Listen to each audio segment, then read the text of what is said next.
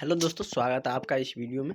आज हम लोग झारखंड माध्यमिक के लिए संस्कृत का क्वेश्चन देखने जा रहे हैं, जो कि आपका द्वितीय अनिवार्य पत्र है, जिसे हम संस्कृत साहित्य बोलते हैं। फर्स्ट आपका अनिवार्य पत्र होंगे जो कि संस्कृत व्याकरण है, वो भी हम देखेंगे बाद में। पहले हम लोग संस्कृत साहित्य को देख लेते हैं, जिसमें आपका मूल रामायण से क्वेश्चन आते हैं, क्योंकि बहुत सारे स्टूडेंट कमेंट कर रहे थे कि सर संस्कृत मतलब मध्यमा का जो संस्कृत है उसके बारे में बताइए, क्योंकि हमने सामाजिक विज्ञान का बहुत सारा कवर कर लिया, ऑब्जेक्टिव भी और लॉन्ग क्वेश्चन भी, जो भी प्रीवियस क्वेश्चन थे हमने बहुत सारा कवर किए हैं, और जो बचा हुआ है उसे भी हम लोग कवर करेंगे। तो चलिए हम लोग आज देखते हैं संस्कृत में कि आपका कैसे क्वेश्चन आते हैं। पहले हम लोग वस्तुनिष्ठ प्रश्न देखते हैं, जो आपका बुक है उसी से रिगार्डिंग, जिसमें आपका मूल रामायण से कुछ फैक्ट पूछे जाते हैं।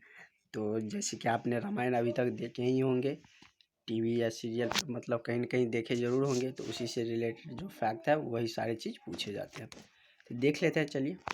मूल रामायण अनुसृत्य समीचित अनुसंतरम चिन्हे श्वेतम, मतलब मूल रामायण से कुछ शब्द लिए गए हैं, उसको आपको क्या कह रहा है, पहचानने के लिए यह शब्द किसके लिए प्रयोग किया गया है। जैसे कि हम थोड़ा सा बता देते हैं कि जैसे मारीच है, बोलेगा मारीच शब्द किसके लिए आया था, ऋषि के लिए, वानर के लिए या राक्षस के लिए। तो मारीच कौन थे, तो मारीच की हम यदि बात करें तो वो रावण के मामा थे, जो हिरण के रूप लेके आए थे। तो इसके लिए क्या प्रयोग, किसके लिए प्रयोग हुआ था मारीच, तो राक्षस का ही नाम था क्या, मारीच। तो इसी तरह से मतलब आपको चुनना है कि कौन सा शब्द किसके लिए प्रयोग किया गया था। बहुत ही आसान है, बहुत ज़्यादा कठिन नहीं है। आप रामायण आपने देखे होंगे तो आप आसानी से इसे बना सकते हैं, और सब जानते ही होंगे रामायण के बारे में थोड़ा बहुत। चलिए, फर्स्ट क्वेश्चन है कि विराध विराध किसके लिए प्रयोग किया गया, महासुर के लिए या मनु के लिए या देव के लिए। तो यह किसके लिए प्रयोग किया गया था, महासुर के लिए। मुनि और देव के लिए नहीं किया। महासुर के लिए किसका प्रयोग किया गया था, विराधा का। सर्वभंग का प्रयोग किसके लिए किया गया था, यह शब्द किसके लिए आया था, मुनि के लिए। किसके लिए, मुनि के लिए आए थे। उसके बाद हम नेक्स्ट देखते हैं सितुक्षण। हम सितुक्षण की यदि बात करें तो वह भी किसके लिए प्रयोग किया गया था, तो वह भी मुनि के लिए ही यह वर्ड आया था। किसके लिए, मुनि के लिए ही आया था सितुक्षण। नेक्स्ट है कि यहाँ है, ये वाला था कि सितुक्षण किसके लिए प्रयोग आया था, तो मुनि के लिए ही आए थे सितुक्षण, समझिए। नेक्स्ट अगस्त्य, मतलब बहुत बार आपने सुने होंगे कि अगस्त्य ऋषि। तो अगस्त्य ऋषि के नाम आपने बार बार रामायण में सुनते ही होंगे। तो यह किसके लिए प्रयोग आया था, ऋषि के लिए आया था अगस्त्य, मतलब उसका नाम क्या था, अगस्त्य नाम था, अगस्त्य ऋषि बोला जाता था। नाम के पहले तो आपको पता ही है, जैसे राम लिखना है तो हम क्या लिखते हैं, राम और दो बूंदा दे देते हैं, रामह बोलते हैं। तो उसी तरह अगस्त्य लिखा है। नेक्स्ट देखते हैं सुदर्शन। तो सुदर्शन का अर्थ आप ये मत समझ लीजिएगा कि भगवान विष्णु, ऐसा नहीं। यहाँ पे मतलब विष्णु भगवान या कृष्ण भगवान का जिक्र ही नहीं हुआ, तो किसके लिए हो जाएगा कि ऋषि के लिए सुदर्शना का प्रयोग हुआ था।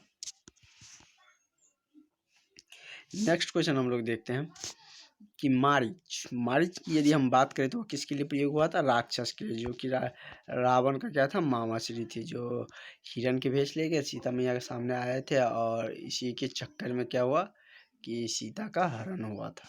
तो मारीच कौन थे, तो एक राक्षस थे, जो कि मतलब कौन थे, रावण के मामा जी थे।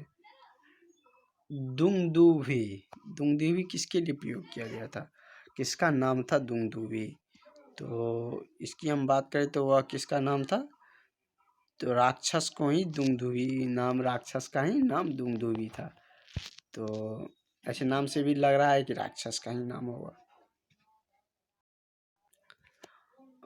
जो आप रामायण के गेट पे जो मिलते हैं वही रहता है दुंदुभी, जहाँ पर हनुमान जी एंट्री मारते हैं। नेक्स्ट देखते हैं जटायु। जटायु तो आप सब जानते होंगे कि जटायु क्या थे, एक पक्षी थे जो गिद्ध की प्रजाति के थे, जो बहुत ही विशाल थे। तो जो राम भगवान को सीता मैया खोजने में क्या किए थे, मदद की थी। तो क्या हो जाएगा, गिद्ध हो जाएगा। जटायु किसके लिए आया था, गिद्ध का नाम था क्या, जटायु। नेक्स्ट देखते हैं त्रिशिरा। त्रिशिरा मतलब 3 गो सर। तो 3 गो सर किसका था, रावण का, राक्षस का या देवता का। तो रावण तो नहीं कह सकते हैं, राक्षस कह सकते, क्योंकि रावण को 10 सर था, दशानन बोला जाता था रावण को। यही यदि रहता दशानन तो आप क्या लिखते, रावण लिखते। लेकिन त्रिशिरा है तो त्रिशिरा में क्या आ जाएगा, राक्षस आ जाएगा। क्योंकि 3 गो सर राक्षस तो बना ही सकते थे, मेघनाथ भी बना लेते थे 3 सर। तो किसके लिए प्रयोग हुआ था, राक्षस के लिए। देखते शूर्पणखा।